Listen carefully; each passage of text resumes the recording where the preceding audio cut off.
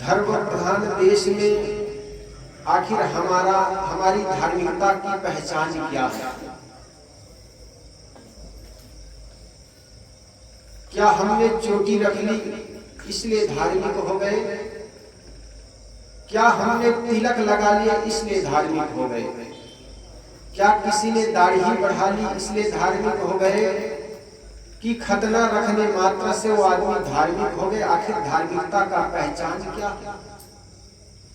आए दिन धर्म के नाम पर इंसान को जब इंसान से बांटोगे तो धर्म कहाँ रह गया? वह धर्म नहीं जो इंसान को इंसान से बांटे, और धर्म वह है जो इंसान को इंसान से जोड़े। लेकिन हमने धर्म के नाम पर इंसान को इंसान से बांटते चले गए। कोई हिंदू बन गए, कोई मुसलमान बन गए, कोई सिख बन गए, कोई ईसाई बन गए। किसी शायर ने सुंदर कहा, मैं हिंदू के घर में जन्मा हिंदू कहलाया, ईसाई के घर में जन्मा ईसाई कहलाया, सिख के घर में जन्मा सिख कहलाया, पर मानव के गर्भ से जन्मा मानव न कहलाया। आज इंसान की पहचान उनकी जाति से हो गई। किसी व्यक्ति का मूल्यांकन हम उसके जाति से करते हैं। ये जाति से करना मनुष्यता का सबसे बड़ा परास है, मानवता के नाम पर कलंक है। इसलिए किसी व्यक्ति को उनकी जाति से मूल्यांकन मत करो, उनके गुण और कर्मों से करो। सदगुरु कबीर ने कहा ना, मानुष तेरा गुण बड़ा। मनुष्य की पहचान उनके गुणों से होना चाहिए, उनके कर्मों से होना चाहिए, न कि उनकी जाति से। आज इस देश का दुर्भाग्य रहा है, इस देश की वर्ण व्यवस्था, जिनके चलते मोटे काम करने वाला आदमी को हमने छोटा मान लिया, और एयर कंडीशन रूम में बैठ करके घंटी हिला करके और भीख मांग कर खाने वाला अपने को बड़ा मान लिया। कैसी व्यवस्था रही, जरा सोचो। और इस व्यवस्था में ये भारत देश 5000 वर्षों तक जिया है। जिस देश में उत्पादन करने वाला समाज को छोटा मान लिया जाए और उपभोग करने वाला समाज अपने को बड़ा मान ले, उस देश का उन्नति कैसा हो सकता है? एक हल का मुट्ठी पकड़ने वाला किसान, एक मिट्टी से मटका बनाने वाला कुम्हार समाज छोटा हो गया, और कुम्हार के बनाए हुए मटका को प्रयोग करने वाला हम बड़े हो गए। ये कोरी समाज जिन्होंने कपास का पता लगा करके कपड़ा बनाया, और उस कपड़े को पहन करके हमने गर्मी और ठंडी के अपने शरीर की रक्षा की, वो कपास से कपड़ा बनाने वाला आदमी छोटा, और मंदसौर के चौराहे पर उस कपड़े को पहन करके चमकने वाला आदमी बड़ा हो गया। ये तेली समाज जिन्होंने तिलहन का पता लगाया, और तिलहन का पता लगा करके तेल निकाला, तेल को हमने पूरी पकवान बनाकर खाए, लेकिन तेली को हमने कहा धकेल, तेली अछूत। कैसा दुर्भाग्य रहा। अरे होना तो ये चाहिए, जो काम करके खाता है उनको बड़ा मानना चाहिए। मेहनत करने वाला अपवित्र कैसे हो गया? एक समाज जिन्होंने मैदान पर पड़े चांद को लाकर के 2 जोड़ी जूता बनाया, उस जूते बनाने वाले को कहा तुम अछूत। हम उस जूते को पहन करके कंकड़ और कांटा से अपने शरीर की रक्षा की, हम बड़े हो गए। एक समाज जिन्होंने शौचालय और सड़कों पर जाकर के सफाई की, वो छोटा हो गया, और हम सड़क चलते थूकने वाला, टॉयलेट में जाकर गंदा करने वाला हम बड़े हो गए। जरा सोचो कैसी व्यवस्था रही। सदगुरु कबीर कहते हैं, संतो देखत जब बावराना, साँच कहो तो मारन धावे झूठे जब पतियाना। सदगुरु कबीर कहते हैं, अगर मैं सच्ची बात कहूं तो लोग रूठ जाते, नाराज हो जाते, और नाराज ही नहीं बल्कि मारने के लिए दौड़ते। अगर सत्य बात कहे तो सुनने के लिए कौन तैयार है? जिस भगवान के लिए हम कहते हैं पार ब्रह्म परमेश्वर है, सब कुछ जानता है, और साल साल भर दक्षिण भारत के बालाजी, तिरुपति बालाजी मंदिर में वो घी के नाम पर सुअर की चर्बी और गाय की चर्बी को पता नहीं लगा पाए वो भगवान कैसा।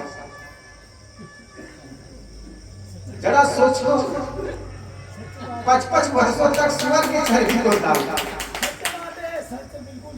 वो तथाकथित पंडित धीरेन्द्र शास्त्री जो कहते भविष्य की बात हम जान जाते हैं, वो चर्बी चढ़ रहा है 5 वर्षों तक, उसको बता नहीं पाए और आप चले जाते हो हाथ दिखाने के लिए।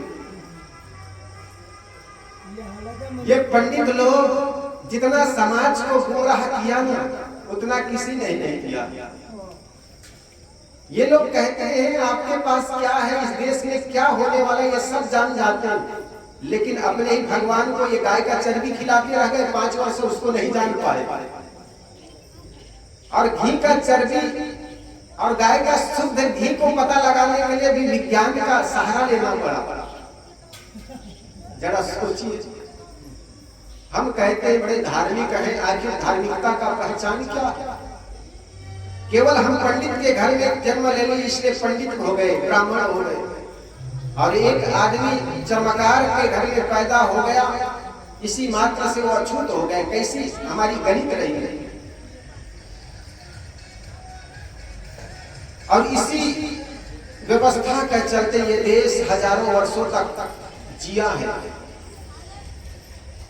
एक संत व्यास गद्दी पर बैठ करके प्रवचन दे रहे थे, उधर से एक जाति मार का व्यक्ति आया, उनके मगज में जातिवाद भरा हुआ था।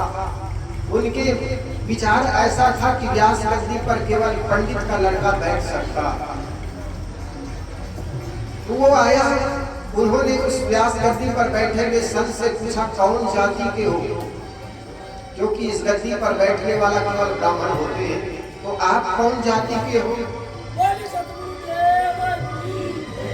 उस संत ने कहा, एक गाय की ओर इशारा किया, उस गाय को पूछा जी ये कौन सी गाय, कौन सी जाति के? उस पंडित ने कहा ये तो गाय की जाति के जी, तुमको दिखाई नहीं पड़ती। तब उस संत ने कुत्ता की ओर इशारा किया, कुत्ता को इशारा करके कहा ये कौन जाति की है? तब उस पंडित ने कहा ये तो कुत्ते की जाति की जी, क्या आपको दिखाई नहीं पड़ती? तब संत ने कहा यार तुमको मुझे देखकर मोतिया भी हो गई क्या? मैं कैसा दिखता हूँ जी, गधा जैसे या घोड़ा जैसा? मैं आदमी जैसा नहीं दिखता हूँ तो? हम आदमी को देख करके आदमी की जाति पूछते हैं, ये देश का सबसे बड़ा दुर्भाग्य रहा। किसी भी व्यक्ति को देखो उनकी जाति मत पूछो, उनके गुण कर्मों को देखो, और आदमी गुण कर्मों से महान होता है। इसलिए साहिब कहते हैं किसी भी व्यक्ति का मूल्यांकन उनके गुण कर्म होना चाहिए, न कि उनके जातिवाद। हम रोज गंगा जल और गंगा क्रिया खाने वाला, गंगा के तट पर बैठा हुआ पंडित रोज झूठ बोलता है। जरा सोचो, आखिर धार्मिक कौन है? जो गंगा जल पी करके झूठ बोलने वाला पंडित, या शराब पी करके सच बोलने वाला आदमी धार्मिक ज्यादा? पश्चात देश में हमारे एक अच्छे मित्र रहते हैं, वो कभी कभी घूमने जाता है विदेश में, रहता तो यही है। एक बार बता रहे थे, साहब क्या बताएं, हम विदेश की यात्रा कर रहे थे, करते करते हमारा एक बार संध्या हो गई, रात्रि हो गई, तो हमने विश्राम करने के लिए होटल में गए। होटल में गए तो उनके सामने पार्किंग था, गाड़ी को हमने पार्किंग में खड़े कर दिए, और गाड़ी को पार्किंग करने के बाद अंदर होटल में जाकर विश्राम करने लगे। हमें सुबह कहीं जाना था, तो निकल करके देखे पार्किंग में हमारी गाड़ी को किसी ने एक्सीडेंट कर दिया था। हम देख ही रहे थे कि गाड़ी में क्या क्या नुकसान हुआ है, क्या क्या हानियां हुई है, क्या क्या टूटा है। उतने में एक सीट पर पुर्जा रखा हुआ था, तो सीट पर पुर्जा रखा हुआ था, उस सीट के पुर्जा को उठा करके पढ़ने लगा तो देखा था एक व्यक्ति ने लिखा था कि जी मैं रात में शराब की हालत में, शराब के नशे में आ रहा था, लेकिन नशा इतना था कि मैं ब्रेक मारा, गाड़ी ब्रेक रुकी नहीं, और आपकी गाड़ी में जाकर के टकरा गई, और आपकी गाड़ी में टकरा गई तो आपकी गाड़ी डैमेज हो गई, खराब हो गई, ये गाड़ी को ले जाकर के किसी गैरेज में दिखा दीजिए, जो भी नुकसान है उसको मैं पे कर दूंगा। वो संत कहता है मेरे को विश्वास नहीं हुआ कि एक आदमी एक्सीडेंट करके घर चला जाए और अपने मोबाइल नंबर लिख के छोड़ जाए कि आपकी गाड़ी एक्सीडेंट मैं कर दिया हूँ और जो भी टूटा फूटा है उसका पे मैं कर दूंगा, ये नंबर से बात कीजिए।